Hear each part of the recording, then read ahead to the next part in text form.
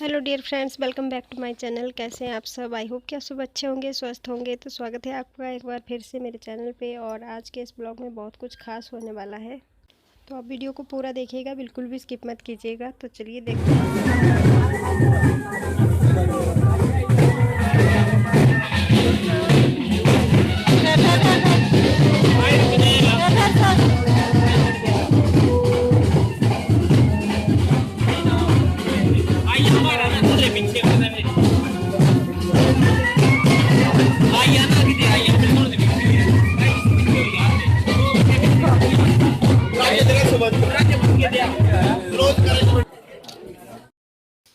तो अभी यहाँ पे होगी जयमाला। तो स्टेज लगा दी गई है और दुल्हन को जो है इस तरह से ले जाते हैं स्टेज पे जब जयमाला होती है। तो भाई जो है ऊपर से चादर ओढ़ के ऐसे लेके जाते हैं। तो यहाँ पे चला हुआ है फिलहाल अभी यहाँ पे फ़ोटोशूट।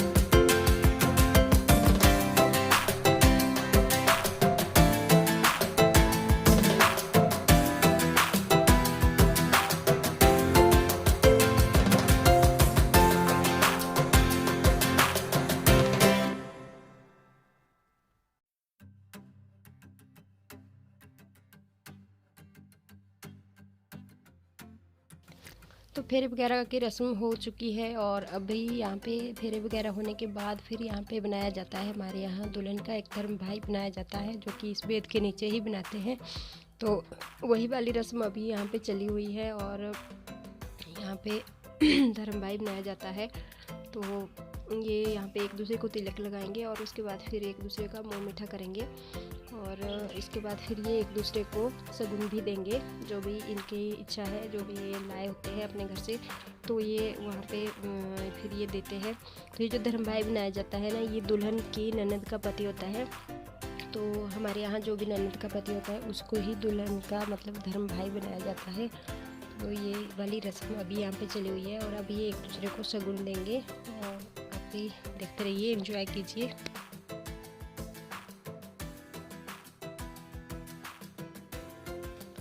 तो धर्म भाई बनने के बाद फिर यहाँ पे धर्म भाई ने ही एक कपड़ा लाया होता है 8 मीटर का, जो कि पूरा इस बेद के ऊपर चारों चफेर से इसको उड़ाते हैं। तो ये देखिए, ये पूरा 8 मीटर का कपड़ा होता है। इसको पूरे चफेर में इसके जो भी मंडप लगाया होता है इसके चारों साइड इसको ओढ़ा देते हैं पूरा, और ये कपड़ा भी दुल्हन का ही होता है।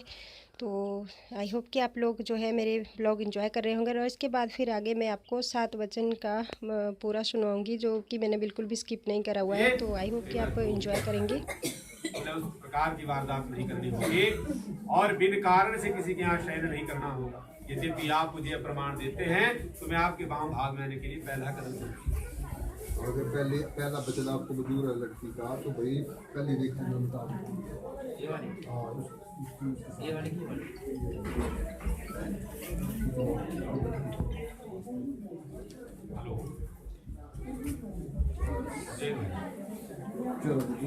सर्वाणी माया कारणी सर्वदा दासी सर्वभूराम धानानि च मार्ग ससुज्यष्ट है जामिना।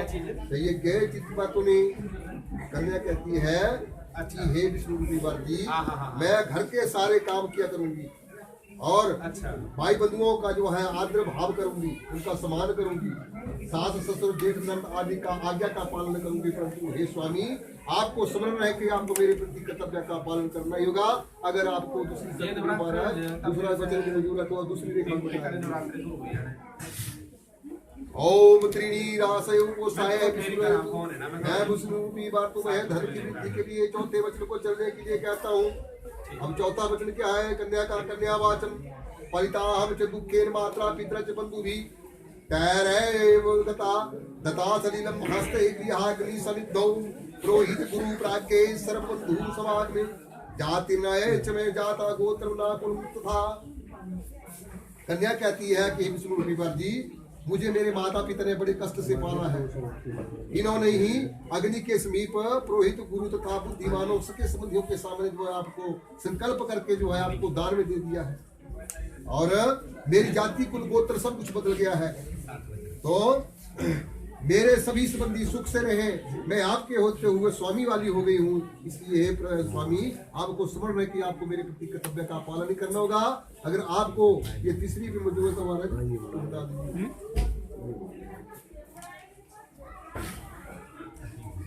ओम चतवारी मयो बभाय विष्णु पयतु।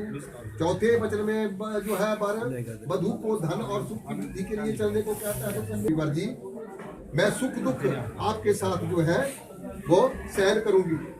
आपके सुख में सुख होगा मेरा, आपके दुख में मेरा दुख होगा।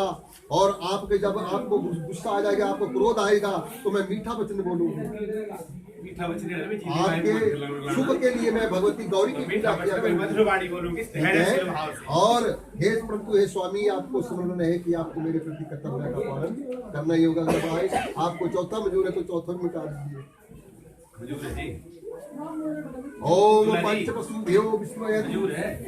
क्या करने का? कन्या वाचन कुटुंब पालियम च माया यौवनवादिके यददते बिचामी ते स्वामित्वयम् सदा मम। पांचवें वचन में कन्या कहती थी, स्वामी आपको इस जवानी से लेकर के बुढ़ापे तक जो है मेरे परिवार का पालन करना होगा। और जो कुछ मैं आपसे उचित मांग करूं, कुछ भी मांगू, आप मेरे बार बार मांगने पर गुस्सा नहीं करेंगे, क्रोध नहीं करेंगे। अगर और यह प्रार्थना मेरी स्वीकार है तो मैं आपके बाएं भाग में आकर के आपकी जो है अर्धांगिनी बन जाती हूँ, आपकी धर्मपत्नी बन जाती है। मुझे तो भाई 5 मिनट मिटा ओम षड ऋतुभ्यो विष्णुपयतु। अब जो है छठे वचन में बार जो है 6 ऋतुओं के भोग की कामना के लिए कन्या को चलने के लिए कहता है। तो कन्या वाचम, कन्या का छठा वचन क्या है? सर्वे बंधु जना स्वामीन भक्तो दास्ताम गता जल पात्र कंकणाभ्याम दता हम प्रेम पूर्वकम। कन्या कहती है कि विष्णु रूपी बार जी, मेरे संपूर्ण संबंधी जो है आपके संबंधी बन गए हैं। और क्योंकि उन्होंने ही जल पात्र द्वारा जो है ये कंकड़ बांध करके जो है मुझे आपको दान में दे दिया है। ये दांत में दे दिया है कंकड़ बांध के। और आप कभी भी मेरे संबंधियों से ये ना कहें कि मुझे कुछ नहीं दिया इन्होंने। कहते हैं एक साथ पराया रहने से झगड़ा हो जाता है, परंतु हे स्वामी मेरे किसी भी बात को हृदय में धारण नहीं करेंगे आप। क्योंकि नौकर की बात को स्वामी अवश्य ही क्षमा कर देता है। इस प्रकार यदि आप मेरी इन बातों को अंगीकार करते हैं तो मैं आपके बाएं भाग में आकर के आपकी धर्मपत्नी बन जाती हूँ। आपको तो छठी भी बता दीजिए। ओम सके सप्तपदा भवसा मामुनुव्रता। अब विष्णु हेतु 7वें वचन में जो है वर कहता कि हे सखी, सप्तपदी वचनों का भूर्भुवा आदि 7 लोकों का पालन करते हुए मुझ विष्णु रूपी वर की जो है धर्मपत्नी बन जाओ। तो कन्या क्या कहती है 7वें वचन कन्या वाचम। कन्या कहती है कि होमे यज्ञ विवाहे कन्यादाने मखे व्रते आंचल ग्रंथि मादाय भवताम मामंग सतिता। कन्या कहती है कि विष्णु रूपी वर जी, ये हवन यज्ञ और विवाह कन्यादान तथा व्रत में जो भी आपके घर में कोई पुण्य होगा तो मैं आपके बाएं भाग में आकर के आपका आंचल पकड़ करके वो पुण्य करवाऊंगी और उसका आधा भाग लूंगी मैं आपसे। जो आप पुण्य करेंगे उसका आधा लूंगी मैं, और जो मैं पुण्य करूंगी आपको उसका कुछ नहीं मिलेगा। जाने अनजाने में मुझसे कोई पाप हो जाता है उसका आधा भाग भाई आपको लेना होगा, और जो आप जाने अनजाने में कोई पाप करेंगे तो भाई उसके भागीदार आप ही होंगे। अगर ये 7वें जो है 7वां वचन आपको मंजूर है तो भाई 7वां वचन भी मिटा दीजिए। तो मिटा दो। बोलो जी, व्रत प्रतिज्ञा बोला। अब किसी प्रकार की भी व्यथा हो परंतु सदैव सच बोलना होगा। आलस से रहित होकर मेरे वचनों को मानना होगा। आलस किस प्रकार का रहता है कि ये छोटी छोटी तू मैं रहती है, आलस के संकेत रहते हैं। कभी इस प्रकार के बारिश में आपके पतिदेव का मन चाय के लिए हो जाए और वो आपके लिए चाय के लिए अनुरोध करे तो आप कहेंगे मिंगल बन दिया आपको बना ले, तो ये सबसे बड़ा आलस है। इस प्रकार की वारदात बोलिया कदाचित नहीं करनी होगी। चाय पर ध्यान रखना, ये एक एग्जाम्पल है। और मेरे माता पिता तथा बहनों का प्रेम पूर्वक से आदर सत्कार करोगी तो मैं आपकी वैसे ही बातें माना करूँ और आपका सदैव पालन किया करूँ। मानेगी आप इन बातों को?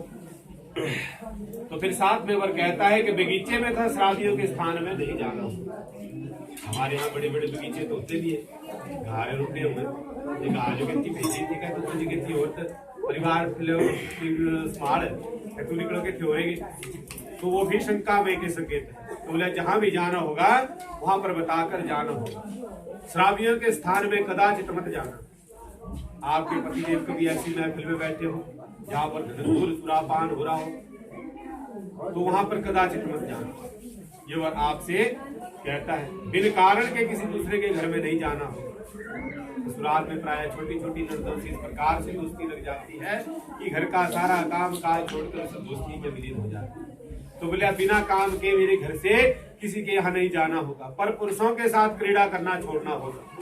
आज तक आप अपने बंधु दोस्तों मित्रों और सहेलियों के साथ खेला कूदा करते थे, परंतु आज से वह सब खेल कूद बंद करके सादा जीवन व्यतीत करना होगा। व्यर्थ का हंसना नहीं होता। व्यर्थ का हंसना किस प्रकार का है? व्यर्थ का हंसना द्रौपदी ने हंसा और पूरा महाभारत हो गया। तो इस प्रकार की जो हंसी है, क्या बोला था कि की संतान अंधी होती है, ठीक है? द्रौपदी ने बोला था तो पूरा महाभारत रच गया था। व्यर्थ का गाना बजाना संभाल के बोलना चाहिए, ठीक है? व्यर्थ का गाना बजाना कैसा किस प्रकार का रहता है? आटे लगे तो वो व्यर्थ के व्यंजन है, व्यर्थ के भोजन भजन है। तो इस प्रकार की अनादि बातें नहीं करनी होगी और घर के भीतर सुख दुख के साथ मेरे वचनों को भोगते हुए धर्म का पालन करोगी तो मैं बोले अवश्य ही तुम्हारी बातें मानूंगा। मानेगी आप इस बातों को? तो कहते हैं कि बिन पत्नी के गृहस्थ आश्रम का पालन नहीं हो सकता है। सो तुम मेरे विश्वास पात्र बनो और मेरे बाम भाग में बैठो और पति धर्म की शोभा बनो। कहते हैं नर बिना नारी डंकरी और नारी बिना नर। पत्नी के बिना पुरुष जो है वो एक पशु के समान रहता है। बिन पत्नी के किसी के घर में आ जा नहीं सकता है, किसी के यहाँ बैठ नहीं सकता है, किसी के यहाँ रात्रि में गमन नहीं कर सकता है। और बिन पुरुष के जो नारी है वो डायन के समान रहती है। उल्टा इस प्रकार की उसे शोभा कदाचित नहीं होती है। तो बोले उठो मेरी विश्वास पात्रता बनो और मेरे वाम भाग में बैठो और पत्नी धर्म की शोभा बढ़ाओ। मानेगी इन बातों को? सतगुरु महाराज के बोले हैं कि ऊंचे मंदिर सुंदर नारी राम नाम बिन बाजी नारी, ठीक है? सर्वो कल्याण वस्तु सर्वे शांति।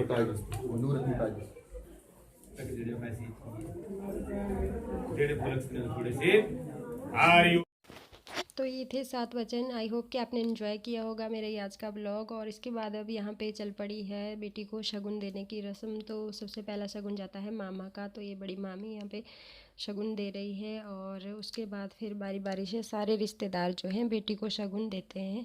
तो ये दुल्हन के मम्मी पापा अब दुल्हन को शगुन दे रहे हैं और उसके बाद फिर सारे वहीं स्टेज के ऊपर ही देंगे। ये तो थोड़ा सा वेद के नीचे देना पड़ता है, मामा का जो शगुन होता है वो वेद के नीचे ही डलता है। तो यहाँ पे थोड़ा सा ऐसे ही दे रहे हैं, उसके बाद फिर स्टेज पे ही होगा सारा जो भी। तो इसके बाद फिर विदाई हो जाएगी थोड़ी देर के बाद। तो उसके विदाई का मैं नेक्स्ट ब्लॉग में आपको दिखाऊंगी। और हाँ, अगर आप मेरे चैनल पे नए आए हैं तो प्लीज़ चैनल को सब्सक्राइब कर दीजिएगा और बेल आइकन का बटन जरूर दबाइए ताकि आपको मेरे आने वाले वीडियो की नोटिफिकेशन मिलती रहे। तो इसी के साथ ब्लॉग को यहीं पे एंड करते हैं, मिलते हैं फिर नेक्स्ट ब्लॉग में। तब तक के लिए बाय बाय, टेक केयर।